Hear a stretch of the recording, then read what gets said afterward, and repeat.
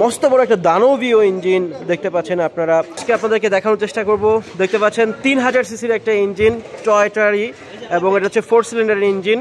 এবং বড় যে ভেহিকেলগুলো আছে, বড় বাস, এটা বাসের ইঞ্জিন। বাসটা দেখাতে চাই। দেখতে পাচ্ছেন এটা এই বাসটার ইঞ্জিন। এটা এই ইঞ্জিনটা রিপেয়ার, দুঃখিত, এই ইঞ্জিনটা নতুন করে ইনস্টল করা হবে বাসে। এবং গিয়ার বক্সের পোর্শনটা দেখতে পাচ্ছেন, মস্ত বড় কিন্তু একটা গিয়ার বক্সের যে পোর্শনটা এখানে চলে এসেছে। এবং 4 সিলিন্ডার একটা ইঞ্জিন যদি দেখাতে চাই। এবং এটা অবশ্যই ম্যানুয়াল গিয়ার, অটো গিয়ার না।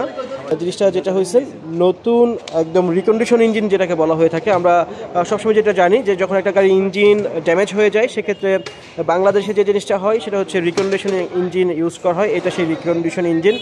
মস্ত বড় একটা দানবীয় ইঞ্জিন দেখতে পাচ্ছেন আপনারা। বাসটার জন্য এটাতে ইনস্টল করা হবে এবং এই ইঞ্জিনটা দ্বারাই কিন্তু এই গাড়িটা চালিত হবে। এটা ফুল এসি করা রয়েছে গাড়িটাতে, দেখাতে চাই। ফুল এসি করা আছে এবং 30 সিটের একটা বাস। এখানে কাজ চলছে, ইঞ্জিনটা কিছুক্ষণের মধ্যেই সেটিং হবে, দেখাতে চাই।